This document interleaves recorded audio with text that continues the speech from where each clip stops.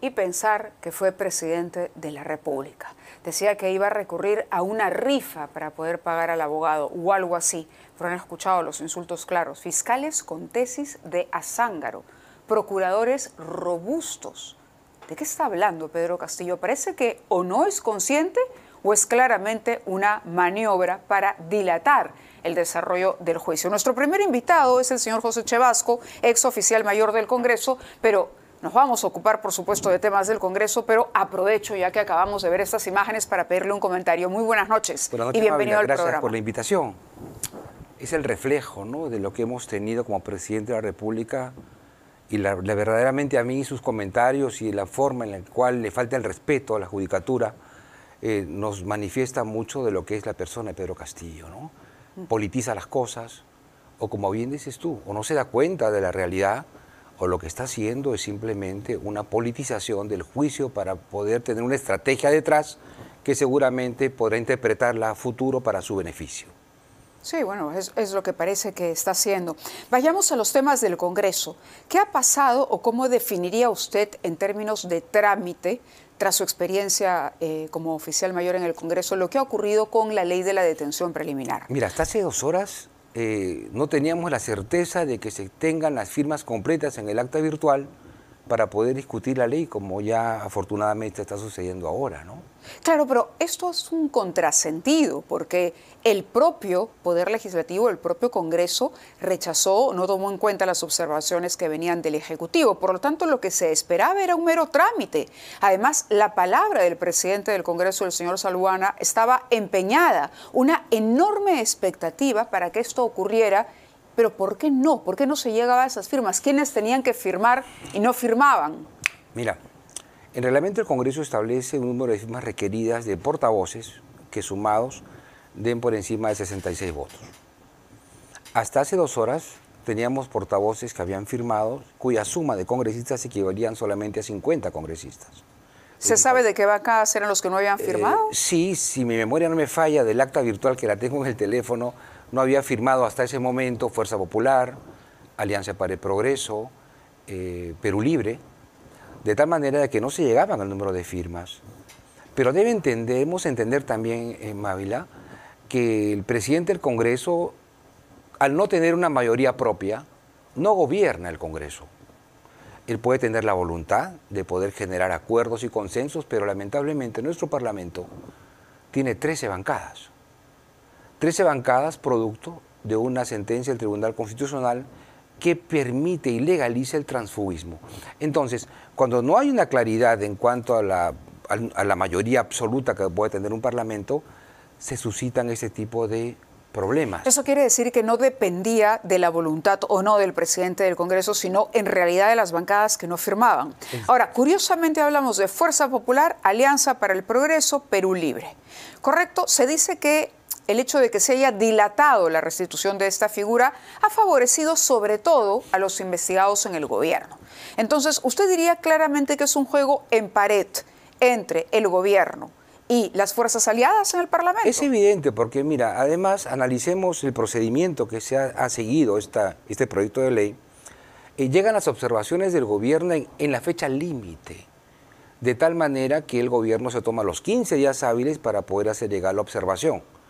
Y esta no se pueda tramitar en el Pleno del Congreso y pase a la Comisión de Justicia conforme establece el procedimiento. Paréntesis, no se pudo convocar tampoco a ese pleno extraordinario que cuando quiere el Congreso lo convoca. Así es. Las firmas no fueron las suficientes, algunas bancadas se esforzaron para poder autoconvocarse el pleno en legislatura o en sesiones extraordinarias en época de receso, pero tampoco se logra.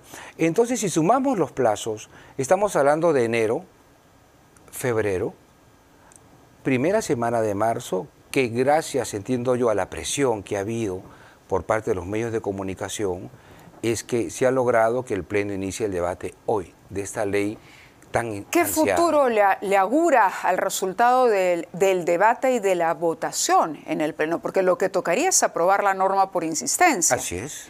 Pero si vemos ya que no hay disposición, por lo menos de estas 3 bancadas que resultan claves en términos de número de votos, ¿qué podría ocurrir? Podría ocurrir dentro del procedimiento de la insistencia, suspensión de un debate por un cuarto intermedio, es una posibilidad para poderlo esperar hasta la próxima semana. Podría el tema volver a comisión para ver si este proyecto de ley puede ser reformado con las observaciones del Poder Ejecutivo. O sea, el procedimiento de una insistencia, Mávila, es como un procedimiento de un proyecto de ley cualquiera. Sin embargo, cuando existe una observación por parte del gobierno, existen tres caminos que el Congreso puede optar. El primer camino, que es el allanamiento a las observaciones, cosa que no ha sucedido. El segundo camino es la insistencia al proyecto de ley que el Congreso aprueba inicialmente, pero hay una tercera vía. La tercera vía es que producto de las observaciones y del texto que aprobó el Congreso, nazca un nuevo proyecto de ley. ¿Se inclina por esta tercera opción? Yo creo que quizá podría suceder, pero volveríamos nuevamente a retroceder, porque al haber la tercera opción de un nuevo proyecto de ley, esta estaría sujeta a una nueva observación por parte del gobierno y retornaría. Correcto, pero al final se cumpliría el objetivo si es que estamos en lo cierto, si es que nuestras sospechas son acertadas, de que lo que se quiere es dilatar ad eternum, es decir, que siga este vacío legal que no permite la detención preliminar de delitos cometidos en no flagrancia, que es algo que ha reclamado la Fiscalía, que es algo que ha reclamado la ciudadanía, que han reclamado al interior del Congreso fuerzas políticas también, en atención a que estamos en una situación de inseguridad desbordada, pero que al mismo tiempo hay personas allegadas al gobierno que podrían, digamos, verse perjudicadas si es que entra en vigencia la detención preliminar. Interpretación correcta, porque los procedimientos parlamentarios muchísimas veces camuflan los sentimientos políticos que podrían contener. No sería la primera vez que bajo el procedimiento parlamentario, dentro de lo que la norma establece, el reglamento establece, se puedan obtener interpretaciones políticas favorables para ciertos sectores políticos del país. En este Sobre caso. todo después de aquel pronunciamiento de la presidenta, este discurso de la presidenta, en el que se enfrenta directamente al Ministerio Público, recibiendo el respaldo, no tanto ella como el señor Santibáñez, de congresistas, por ejemplo, de las bancadas de Fuerza Popular, como el señor Aguinaga o el señor Rospigliosi. Por ahí iría. Claro. Mira, tenemos una presidenta de la República a la cual yo respeto, pero que no tiene una bancada propia, tiene aliados políticos. Es muy complicado que una presidenta de gobierno pueda gobernar si es que no tiene una bancada propia. Y esto dificulta muchas cosas, no solamente el tema de la interpretación política, sino también de las iniciativas legislativas, asuntos de control político como las interpelaciones o censuras. Entonces, ¿eso qué evidencia? De que necesariamente ella tiene que contar con bancadas aliadas que le den esa estabilidad. Pero un aliado, a ver, vamos, no hay lonche sin... Bueno, lonche gratis, ¿no? No hay lonche gratis, correcto. Entonces, analizando esto, los aliados también ganan algo ayudando, sosteniendo, en este caso ayudando, extendiéndole una mano a la presidenta en esta necesidad que tiene de prolongar todavía un poco más el asunto de la detención preliminar. Es la esencia de la política. O sea, la política es la dinámica entre personas o grupos que siempre buscan el interés común y un beneficio político común también. Entonces es muy probable de que existan algo que nosotros quizás no conocemos, que beneficien a algunos sectores políticos de la población. El señor Acuña sale al lado de la presidenta, ha salido, ha aparecido con ella, él le ha dicho el padre, le ha dicho la madre, en fin, el señor Acuña que se va de vacaciones, que se va a volver a ir de vacaciones. Vamos a tocar ese tema más adelante. Perú Libre, bueno, Perú Libre, por un lado, rechaza a la presidenta, la considera traidora, pero es un rechazo casi de una facción de Perú Libre y de la boca para afuera. Pero también tienen el problema de las investigaciones del señor Cerrón. Por lo tanto, también podríamos entender, Fuerza Popular, ¿qué gana? ¿No pierde más de lo que gana? ¿O es un tema ya de ir contra lo que ellos consideran la mafia caviar? Creo yo que debemos analizar el comportamiento de Fuerza Popular bajo las coyunturas que ha devenido este Congreso. Entramos ya a un año electoral y es muy probable que las fuerzas políticas que apoyan al gobierno tengan que evaluar el costo del apoyo político que le están brindando. Yo creo que a medida que el año electoral se inicie con la convocatoria de elecciones generales, van a tener que reevaluar ese tipo de apoyo. Es lo que se dice, que ella estaría preocupada por el escenario que se enfrentaría a partir de abril una vez convocadas elecciones y cuando ya no haya posibilidad de cierre en el Parlamento. Pero pareciera que hay bancadas que no se dan cuenta. Ahora, quisiera preguntarle también por la decisión con relación al señor Salguana. ¿No? Esta era una moción para censurar al señor Salguana, presentada, impulsada por el congresista Montoya, que no ha encontrado respaldo. La votación abrumadoramente ha respaldado, al punto que cuando termina de leerse el resultado, se aplaude al señor Salguana. El cuestionamiento fue el manejo de Salguana y su viaje a China en momento en que se conoció sobre la muerte violenta de una ex trabajadora del Congreso y de la existencia de una presunta red de explotación sexual. Usted se pronunció en su momento sobre eso y es más, recibió la amenaza del expresidente Alejandro Soto de que lo iba a demandar por haberle atribuido alguna responsabilidad a su gestión. ¿Lo llegó a denunciar? No. No. No. Entiendo que fue producto de unas declaraciones del momento, al cual yo respeto al señor Soto, y la interpretación que tengo respecto a la no admisión al debate de la moción de censura, justamente creo que radica también en cuanto que una moción de censura mal puede plantearse a una distancia tan lejana del inicio del periodo de sesiones. Creo que ha habido una carencia de cálculo político. La oportunidad. Exactamente. Es un tema de timing. Claro. Si se hubiera presentado en el momento... En un plenario, inmediatamente, de pronto el peso de la opinión pública. Exactamente, ¿no? Entonces yo creo que el timing, como dices tú, no ha sido el más conveniente. Además que el presidente del Congreso, fuera esta interpretación de un grupo de parlamentarios, en mi opinión, está realizando una labor creo que bastante aceptable en cuanto a la conducción del Parlamento. Ahora, el tiempo ha jugado también a diluir un poco la necesidad de conocer qué pasó con la señorita Andrea Vidal, qué pasó, cuál era el papel del señor Torres Saravia. ¿Usted se reitera en que Giovanni Formos estaba inmolando por él? Yo pienso que Giovanni Formos, por Alejandro Soto, como oficial mayor del Congreso, ha mantenido una conducta de todo funcionario subordinado que existe en cualquier parte, en cualquier tipo de institución. Yo conozco a Giovanni, sé de su fuste en cuanto a su calidad de funcionario público y al conocimiento de sus funciones y sus obligaciones que establece el reglamento. Yo interpreto y en realidad no me parece mal lo que ha hecho Giovanni Formos, en tanto que como funcionario del Congreso ha asumido su responsabilidad como tal, ¿no? Lealtad.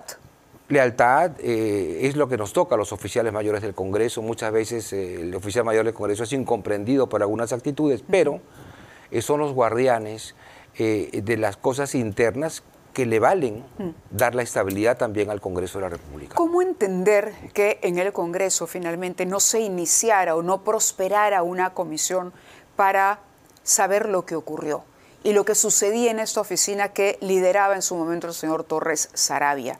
¿Esto es correcto? Usted, en base a la experiencia que tiene, ¿qué cosa nos dice del Congreso actual? Mira, ¿qué cosa nos dice cuando vemos los antecedentes del señor Torres Saravia, la información que se ha conocido sobre las señoritas que trabajaban en esa oficina, el poco interés que ha demostrado el Parlamento incluso, ¿no? Por ahí nombraron, hicieron algunos cambios, y luego vemos, por otro lado, en el mismo Congreso, de pronto favorecimiento al sindicato de trabajadores, ¿no? Hoy han asistido al Pleno, me parece un número importante, pero es un Congreso que viene como tocando fondo, pero entrando en la dinámica del Ejecutivo, que al final el rechazo o la desaprobación no lo toca, es como que le resbala, más que en otros congresos que hemos tenido antes. Mira, la interpretación última que acabas de hacer es correcta. Los parlamentarios, en su gran mayoría hoy, como que ya han tocado al punto de indiferencia de lo que puede pensar la opinión pública del Parlamento. Si hoy analizamos, por ejemplo, la sesión plenaria, la primera de esta legislatura ordinaria, los puntos a los cuales se ha abocado el Congreso son asuntos de carácter declarativos, de importancia regional, pero no nacional. Al parecer, ello hace que el Congreso no esté en sintonía con las necesidades legislativas que tiene la ciudadanía y la agenda que maneja el propio Parlamento. Creo que los congresistas, las diversas bancadas deben ponerse de acuerdo y establecer una agenda que sintonice con la realidad de la población. Pueden haber temas muy importantes a nivel regional, como por ejemplo ahorita se acaba de aprobar la construcción para una ley declarativa por una carretera, cosa que está bien desde el punto de vista regional. Pero el tema es cuándo se van a tocar los temas de carácter nacional, que son lo que a la población le interesa. Sí, ¿no? Y esto resulta más complicado si tomamos en cuenta, ya que hemos hablado de oportunidades y oportunidades, en el que, bueno, estamos en un año preelectoral, ¿no? Existe la posibilidad de reelección. Entonces, esas leyes declarativas, esas leyes que buscan un aplauso fácil, las vamos a tener a la orden del día. Sí, esas leyes declarativas, lo he dicho muchas veces, son perversas. Son perversas porque le dan expectativa a la población, pero en el corto plazo es un boomerang para el Congreso. Porque la población cuando dice se alega un municipio por esa ley, ok, pero cuando pase el tiempo y no se ve que esa ley se ejecuta, ese sentimiento de haber sido engañados le va a renacer nuevamente a la población y le va a resultar un boomerang. Por eso que el Parlamento tiene que abocarse a temas, creo yo, más tangibles y reales para la gente.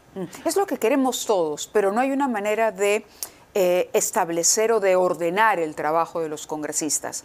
El número de asesores que pueden tener, hay una suerte de desorden, ¿no?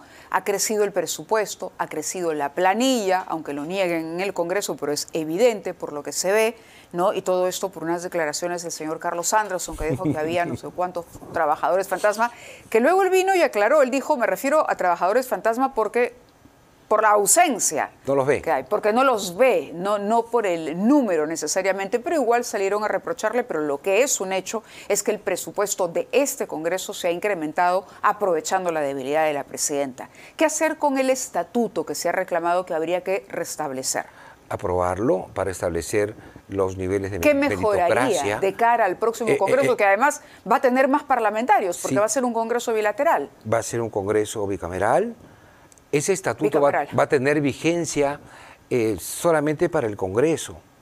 A partir del año 2026, el Congreso bicameral va a normarse en forma autónoma por cada Cámara. Y ahí el Congreso de hoy tiene que establecer un reglamento inicial básico para que el Congreso bicameral por cada Cámara pueda administrar su autonomía económica, política y administrativa. Pero vamos... Pero aquí usted acaba de decir, el gobierno necesita del Congreso. Entonces, correcto, ese reglamento se va a redactar. Es un reglamento. Y la tentación para la autonomía de el gasto en el Senado. Claro. ¿Me entiende? Sí, te entiendo perfectamente. ¿A dónde vamos? Sí, o sea, pero te digo, esta norma tiene que ser muy básica. O sea, puede ser el año del Festival del Congreso. Por eso que el Congreso, mira, ¿qué pasa cuando nos mudamos a una casa nueva? ¿Qué es lo primero que hacemos? Nos organizamos, ¿no es cierto? Y establecemos la distribución de los muebles, etcétera, para estar organizados y luego empezar a vivir. Muy bien. El Congreso bicameral tiene que usar sus primeros días para organizarse. Bien, las reglas de funcionamiento, un nuevo reglamento por 30 días, que la gente tampoco nos esté presionando, que el Congreso no apruebe la ley. No, el primer mes es para organizarse. En segundo lugar, la administración de los recursos básicos del Congreso, Mávila, deben ser única. O sea, hoy no habría razón para tener 2 oficinas de recursos humanos, 2 oficinas de seguridad, 2 oficinas de tecnologías. Basta con una sola oficina que dé servicio a las 2 cámaras. Ahí es un ahorro. Y luego tener una administración muy pequeña para el Senado y la Cámara de Diputados. Lo que hay que hacer son ideas, creo yo, que tienen que ser muy hábiles para poder lograr economías y el mejor uso del presupuesto del Congreso, ¿no? Entonces, eso creo yo que el Congreso debe abocarse administrativamente en estas épocas para tener una administración ágil, pequeña y que dé eficiencia a la labor parlamentaria. ¿Qué opinión le merece la renuncia de la excongresista Alejandra Aramayo, quien era jefa hasta hace poco de Comunicaciones e Imagen Institucional del Congreso y que además cumplió de alguna manera un papel durante la crisis provocada por el viaje del señor Salguana en medio del destape de la muerte de Andrea Vidal y de la existencia de una red de explotación sexual al interior del Parlamento? Yo creo que es una decisión saludable, tanto para ella como para el Congreso. Ella es una persona que fue mi promoción también en los estudios de maestría en comunicaciones y la conozco bien. Y creo que ha sido acertada la decisión de renunciar y que si tiene ella, como es natural, algún deseo político en el futuro, pues que lo ejerza, ¿no? Ella sale, entendemos, por esta denuncia que has hecho pública sobre un problema personal legal de ella con su familia. Y es por eso que pareciera dar un paso al costado, pero parece que nunca encajó o nunca tuvo una buena relación, digamos, con la mesa directiva. Se percibía quizás por algunos comentarios de algunos vicepresidentes, ¿no? Pero en todo caso, yo creo que la labor que ha cumplido la señora Aramayo se ha esforzado por hacer cambios a la Oficina de Comunicaciones y que creo que... Donde se dice hay 100 personas trabajando. Hay 100 personas y quizás un poquito más, y lo cual también tendría que... ¿Eso es algo que se puede permanecer en el tiempo, que habría que revisar también? Hay que revisar. El Congreso podría funcionar quizás hasta con un 50% del personal que tiene actualmente. 50%, es decir, a la mitad, sí, incluso cuando cambie y haya 2 cámaras. Ahí viene el modelo novedoso que te acabo de decir, tener una sola administración con servicios comunes para ambas cámaras y pequeñas administraciones de oficialía mayor. Pero el Congreso, en su momento, siendo unicameral, y con 130 congresistas, trabajaba con el servicio parlamentario con casi 900 personas y el resto de personas en la organización parlamentaria. Pero eso tiene que ver también, Mávila, con la cantidad de comisiones especiales, número de bancadas que tienen asesores personales. O sea, la fragmentación del Congreso en realidad es uno de los males que conlleva esta generación de mayor recurso humano y mayor presupuesto. Yo creo que en el futuro la población tiene que votar mejor para tener menos grupos parlamentarios y que los acuerdos políticos sean más viables. Además se estaba proponiendo, durante el pleno de hoy, me parece haber escuchado que la bancada de Fuerza Popular proponía la creación de una nueva comisión, con todo lo que eso implica en logística. Pero claro, vamos a tener que estar muy atentos porque el Congreso va a ser protagonista este año, sobre todo porque tendrán las bancadas que tomar una posición con relación al gobierno de cara al capital político que puedan cosechar durante la campaña, durante las elecciones de 2026. Así que a seguirlo con lupa. Tiene que haber mucho tino entre el apoyo para la gobernabilidad y el desgaste que eso podría ocasionarle electoralmente. Muchas gracias, señor Chavasco, por haber estado con nosotros aquí en RPP.